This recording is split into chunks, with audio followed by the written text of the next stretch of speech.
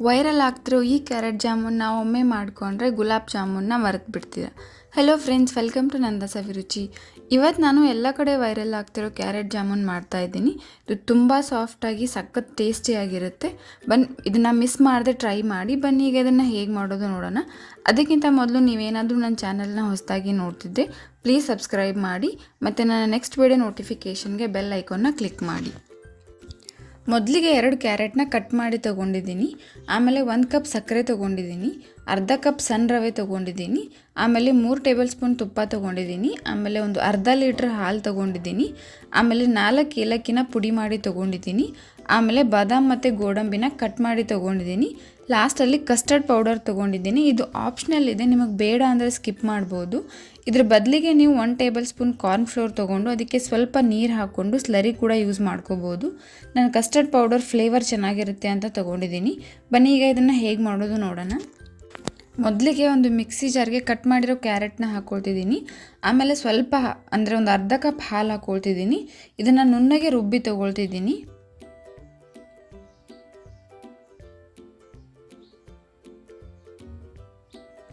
ಆಮೇಲೆ ಒಂದು ಪ್ಯಾನ್ಗೆ ತುಪ್ಪ ಹಾಕ್ಕೊಳ್ತಿದ್ದೀನಿ.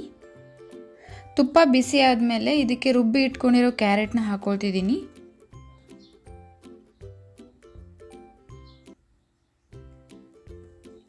ಇದನ್ನು ಚೆನ್ನಾಗಿ ಫ್ರೈ ಮಾಡಬೇಕು. ಇದರಲ್ಲಿರೋ ನೀರಿನ ಅಂಶ ಪೂರ್ತಿಯಾಗಿ ಹೋಗಬೇಕು. ನೀರಿನ ಅಂಶ ಹೋಗಿ ಇದು ಗಟ್ಟಿ ಆಗ್ತಾ ಬರುತ್ತೆ ಮತ್ತು ಇದರ ಹಸಿ ಸ್ಮೆಲ್ ಕೂಡ ಹೋಗಬೇಕು. ಅಲ್ಲಿವರೆಗೂ ಇದನ್ನು ಫ್ರೈ ಮಾಡ್ಕೋಬೇಕು. ನೋಡಿ, ಈ ಥರ ಗಟ್ಟಿ ಆಗ್ತಾ ಬರುತ್ತೆ, ನೀರಿನ ಅಂಶ ಎಲ್ಲ ಹೋಗಿಬಿಟ್ಟು.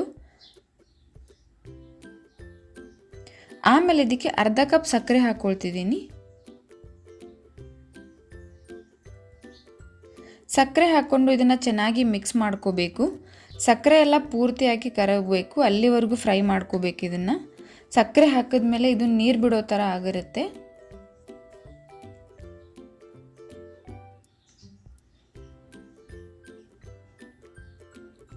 ಸಕ್ಕರೆ ಪೂರ್ತಿಯಾಗಿ ಕರಗಿದ ಮೇಲೆ ಇದಕ್ಕೆ ಏಲಕ್ಕಿ ಪೌಡರ್ ಹಾಕ್ಕೊಳ್ತಿದ್ದೀನಿ.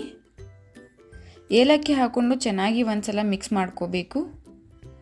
ಆಮೇಲೆ ಇದಕ್ಕೆ 1 ಕಪ್ ಹಾಲು ಹಾಕ್ಕೊಳ್ತಿದ್ದೀನಿ. ಹಾಲನ್ನು ಹಾಕಿ ಒಂದ್ಸಲ ಚೆನ್ನಾಗಿ ಮಿಕ್ಸ್ ಮಾಡ್ಕೋಬೇಕು.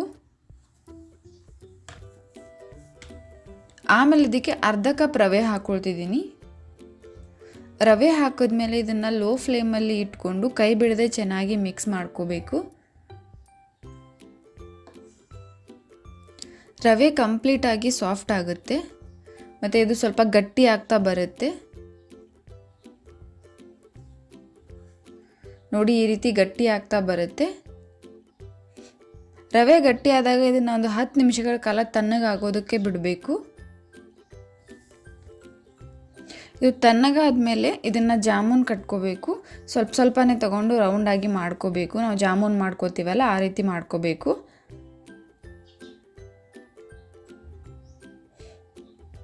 ಕೈಗೆ ಸ್ವಲ್ಪ ಎಣ್ಣೆ ಹಚ್ಕೊಂಡು ಮಾಡ್ಕೊಳ್ಳಿ. ಎಣ್ಣೆ ಹಚ್ಚಲಿಲ್ಲ ಅಂದರೂ ಕರೆಕ್ಟಾಗಿ ಬರುತ್ತೆ. ಆಮೇಲೆ ಇದನ್ನು ನಾನು ಒಂದು ಸೈಡಲ್ಲಿ ಇಡ್ತಾ ಇದ್ದೀನಿ. ಆಮೇಲೆ ಒಂದು ಪಾತ್ರೆಗೆ ಉಳಿದಿರೋ ಹಾಲನ್ನು ಹಾಕ್ಕೊಳ್ತಿದ್ದೀನಿ. ಹಾಲು ಹಾಕಿದ್ಮೇಲೆ ಇದಕ್ಕೆ ಏಲಕ್ಕಿ ಪುಡಿ ಹಾಕ್ತಾ ಇದ್ದೀನಿ. ಆಮೇಲೆ ಅರ್ಧ ಕಪ್ ಸಕ್ಕರೆ ಹಾಕ್ತಾ ಇದ್ದೀನಿ. ಸಕ್ಕರೆ ನಾವು ಕ್ಯಾರೆಟ್ ಜೊತೆ ಅರ್ಧ ಕಪ್ ಹಾಕಿದ್ದೀನಿ ಮತ್ತು ಇಲ್ಲಿ ಅರ್ಧ ಕಪ್ ಹಾಕ್ತಾ ಇದ್ದೀನಿ. ಆಮೇಲೆ ತೊಗೊಂಡಿರೋ ಕಸ್ಟರ್ಡ್ ಪೌಡರ್ಗೆ ಸ್ವಲ್ಪ ಹಾಲು ಹಾಕ್ಕೊಂಡು ಅದನ್ನು ಚೆನ್ನಾಗಿ ಕಲಿಸ್ಕೋಬೇಕು. ಚೆನ್ನಾಗಿ ಮಿಕ್ಸ್ ಮಾಡ್ಕೋಬೇಕು. ಇದು ಗಂಟು ಆಗದೆ ಇರೋ ಥರ ಮಿಕ್ಸ್ ಮಾಡ್ಕೋಬೇಕು. ಆಮೇಲೆ ಇದನ್ನು ಹಾಲಿಗೆ ಹಾಕ್ಕೊಳ್ತಾ ಇದ್ದೀನಿ. ಇದನ್ನು ಚೆನ್ನಾಗಿ ಮಿಕ್ಸ್ ಮಾಡ್ಕೋಬೇಕು. ಇದು ಹಾಲು ಕುದೀತಾ ಸ್ವಲ್ಪ ಗಟ್ಟಿ ಆಗ್ತಾ ಬರುತ್ತೆ. ತಿಕ್ ಕನ್ಸಿಸ್ಟೆನ್ಸಿಗೆ ಬರುತ್ತೆ ಹಾಲು. ನೋಡಿ, ಈ ರೀತಿ ಹಾಲು ಸ್ಪೂನಿಗೆ ಸ್ವಲ್ಪ ಅಂಟ್ಕೋಬೇಕು. ಈ ರೀತಿ ಆದರೆ ಇದು ರೆಡಿ ಆಗಿದೆ ಅಂತ.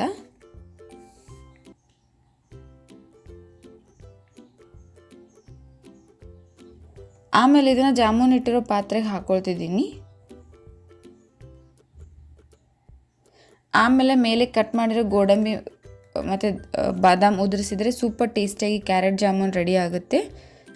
ಇದನ್ನು ನೀವು ಫ್ರಿಜ್ಜಲ್ಲಿ ಕೂಡ ಇಟ್ಟು ಕೋಲ್ಡ್ ಆದಮೇಲೂ ತಿನ್ಬೋದು. ನಿಜವಾಗ್ಲೂ ಸೂಪರಾಗಿರುತ್ತೆ. ನೀವು ಇನ್ನೂ ನಮ್ಮ ಚಾನಲ್ನ ಸಬ್ಸ್ಕ್ರೈಬ್ ಮಾಡಿಲ್ಲ ಅಂತಂದರೆ ಪ್ಲೀಸ್ ಈಗಲೇ ಹೋಗಿ ಸಬ್ಸ್ಕ್ರೈಬ್ ಮಾಡಿ. ಮತ್ತು ಇದೇ ರೀತಿ ನಾನು ಹಾಕೋ ಎಲ್ಲ ವೀಡಿಯೋ ನೋಟಿಫಿಕೇಷನ್ಗೆ ಪಕ್ಕದಲ್ಲಿರೋ ಬೆಲ್ ಐಕಾನ್ನ ಕ್ಲಿಕ್ ಮಾಡಿ. ಮತ್ತು ಈ ವಿಡಿಯೋ ನಿಮಗೆ ಇಷ್ಟ ಆಗಿದರೆ ಪ್ಲೀಸ್ ಲೈಕ್ ಮಾಡಿ, ಶೇರ್ ಮಾಡಿ, ಕಮೆಂಟ್ ಮಾಡಿ. ಮತ್ತು ಇದೇ ರೀತಿ ಟೇಸ್ಟಿ ರೆಸಿಪೀಸ್ಗೆ ನಮ್ಮ ಚಾನಲ್ನ ಸಬ್ಸ್ಕ್ರೈಬ್ ಮಾಡೋದನ್ನು ಮರಿಬೇಡಿ. Thank you.